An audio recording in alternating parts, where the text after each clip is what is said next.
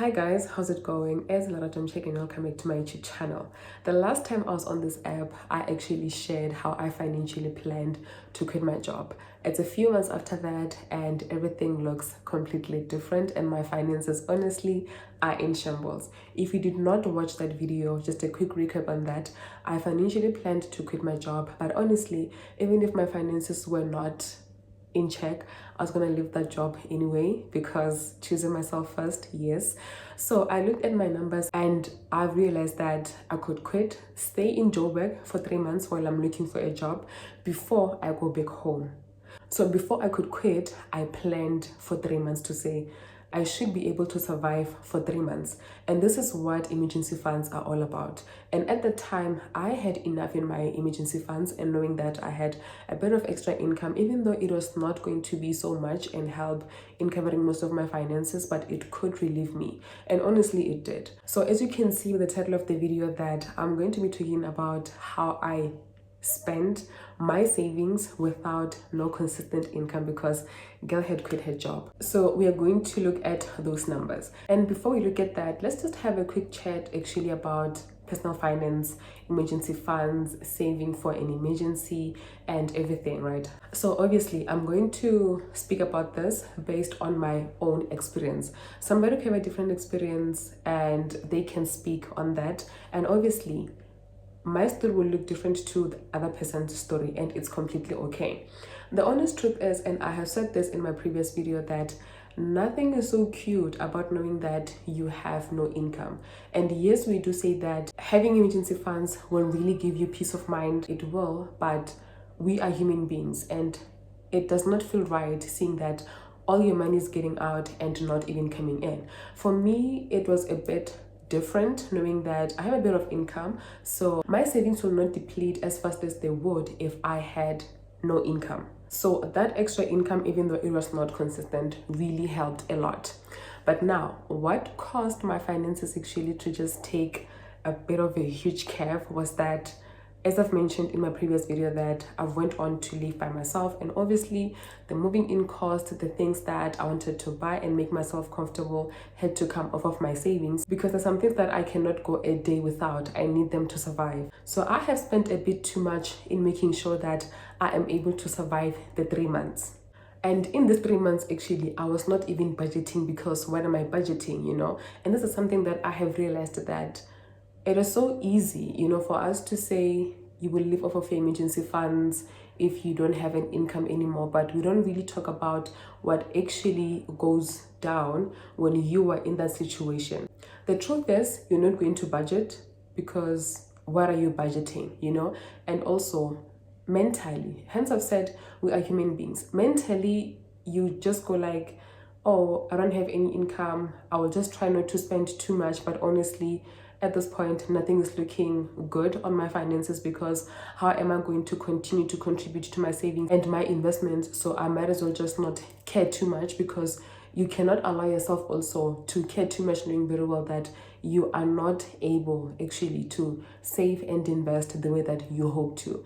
And that on its own actually comes with its own stress, and it's not an easy thing to accept. Yes, you can accept that you don't have any income anymore, you don't have a job anymore, but knowing that your savings are depleting and you're going to have to start again, and how that is going to look like, you have no idea.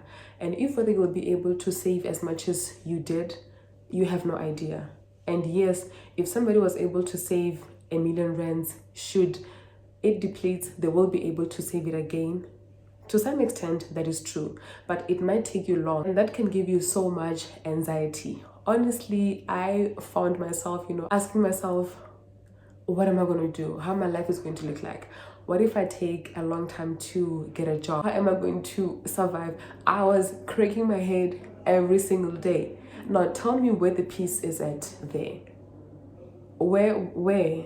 Just make it make sense to me. You'll then understand why they say personal finance is 20% money and 80% your behavior, because really how you move day in, day out can affect your finances positively or negatively. And I know myself to be a very disciplined person. Honestly, for this 3 months, that actually was questioned. Actually, I questioned myself. You know, I was like, girl, what happened to you being disciplined, and this money that is in your savings should be able to sustain you for the 3 months and a bit more actually if you spend it wisely.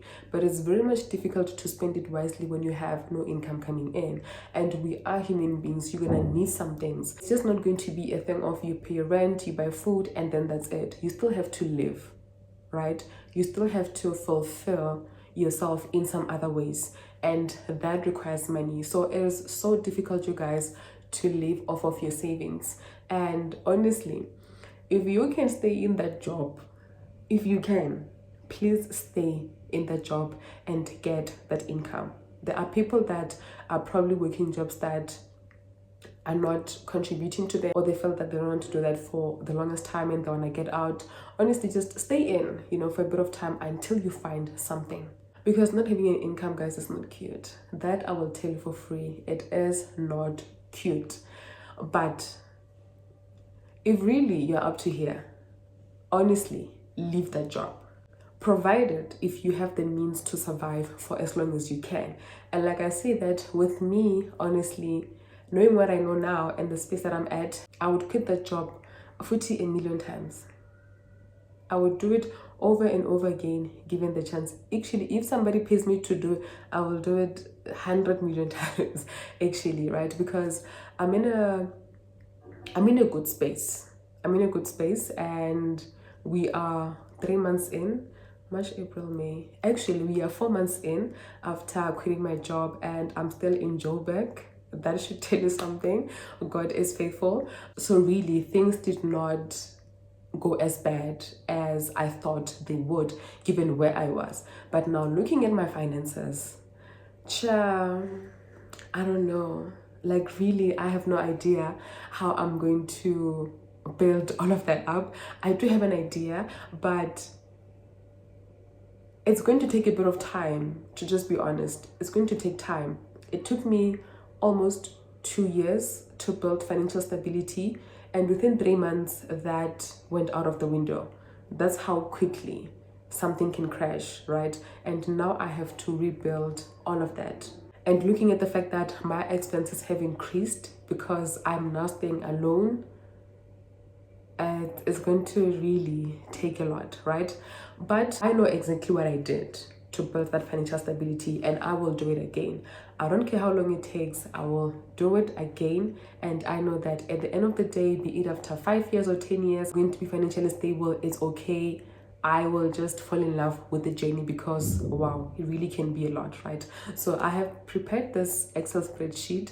I have went through my bank statements, the 3 of them. I have 3 bank accounts, the 3 of them, and I've calculated how I have spent my money. And I cannot believe that this is me, especially on food. I'm like, ma'am, why were you eating so much? But because I was bored, you know. But let's look at them. And there we see the income that I received, right? And you see that it is declining. And honestly, like I've said, that the income that I was getting on the side, I knew for a fact that it is not consistent, and there was no way that I was going to rely on it, knowing very well that this month I could get 100 rands and then the next month 1,000. That's why when I was financially planning to quit my job, I did not care much about my extra income because it is not consistent, right? But honestly, I feel that God was like, girl, grab my hand and we are gonna work this journey together, because this really helped me a lot. It helped me in ways that, sure, I don't even want to lie, it went a long way for me. Because in March, for rent, I had to pop in almost 11,000 because I was moving into a new unit. They needed a deposit and rent at the end of the month. So that costed too much. And on food, I spent 1.4. I did not spend a lot here. On Take a Lot, I did not spend too much. And then electricity, very reasonable there. And Showmax, I realized that Showmax can skip 1 month and double deduct the next month. I don't know why it does that for me, but I will move. And then funeral cover, it's pretty much consistent. And donation also, I don't make a mistake there. And I've said this before a long time in one of my videos, that for me it's about giving, and even though I knew for a fact that I should be saving every cent, between me and God, that was the agreement to say, my dear, I'm gonna do this. And I had to continue with it, regardless of whether I have consistent income or not.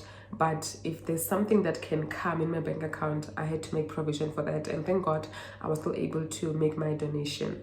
And for April, right, my birth month, imagine your birth month, guys, and you don't have any income. Sure, hectic. But my friend and I had a friendship savings, and she was like, girl, why don't we use the money in there and go celebrate your birthday? And honestly, I am so blessed.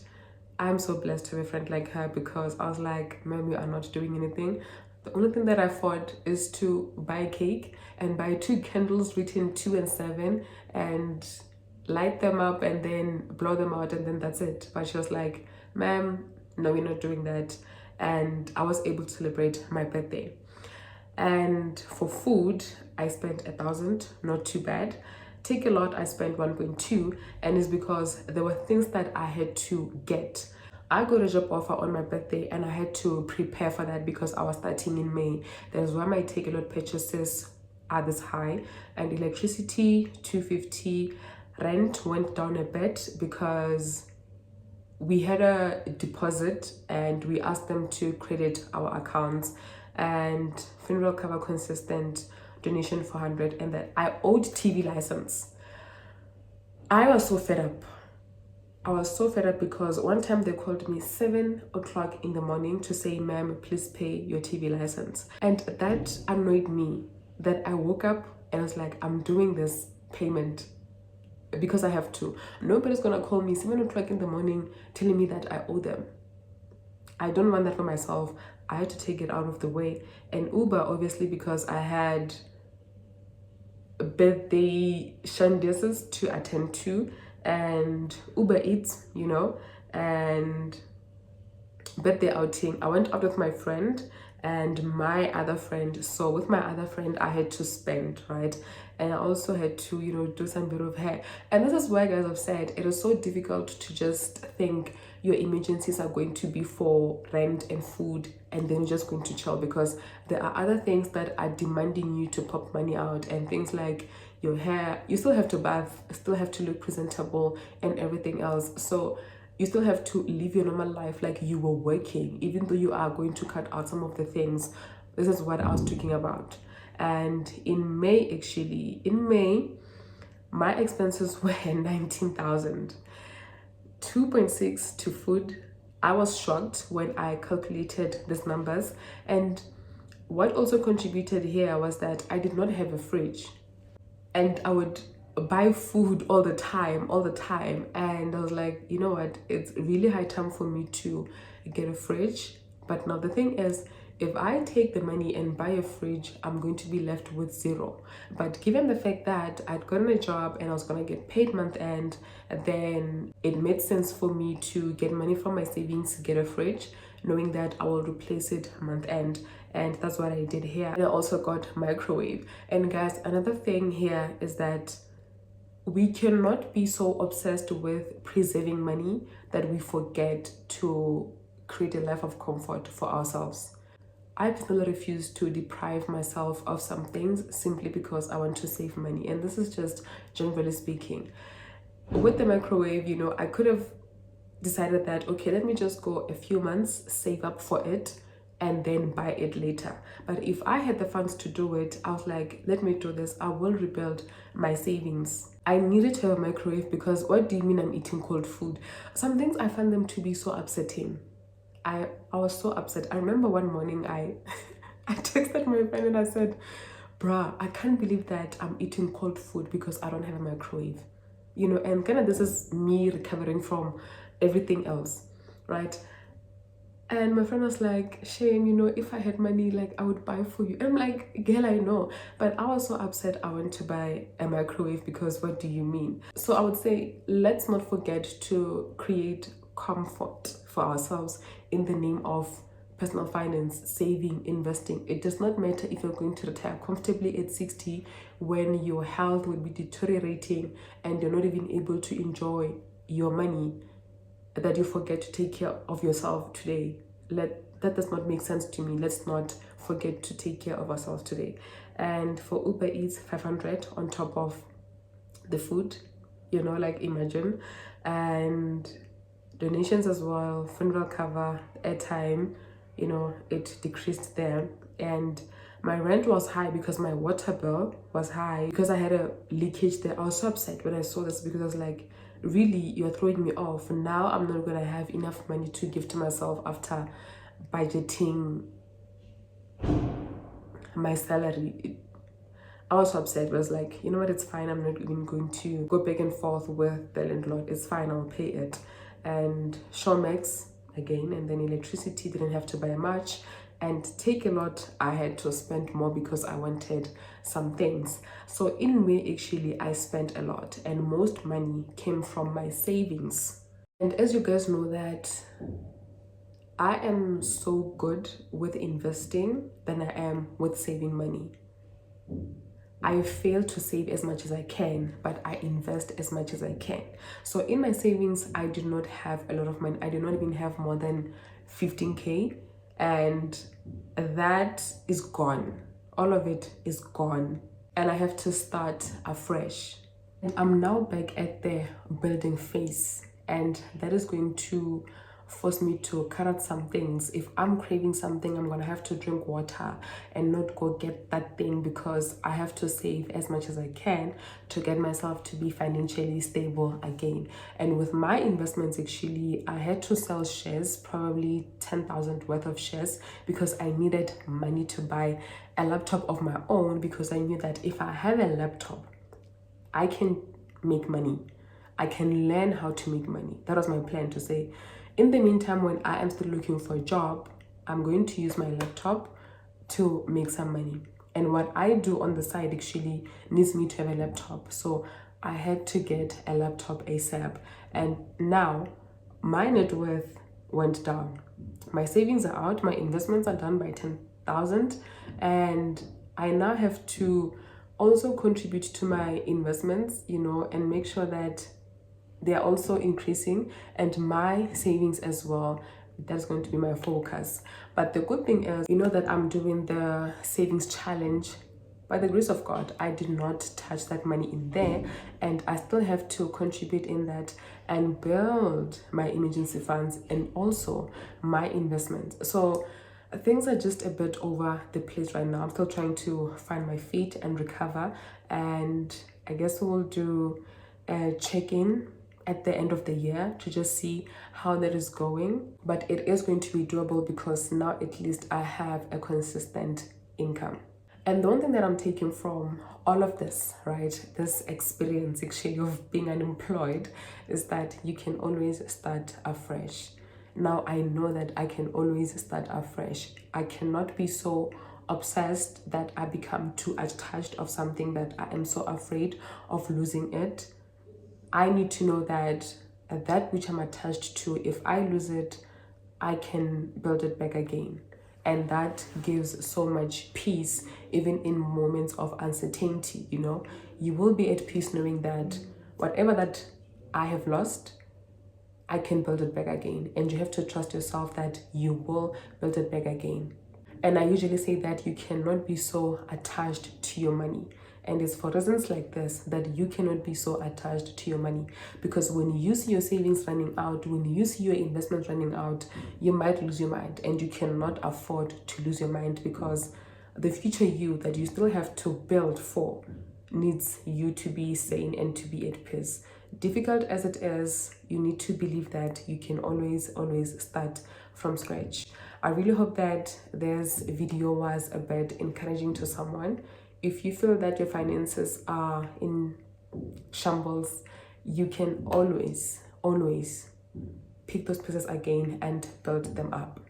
And also, you in that toxic work environment, if you want to quit, if you feel that every bone in your body screams, quit this job, maybe you need to quit that job and trust that God will line up another job for you that you did not even have to struggle for.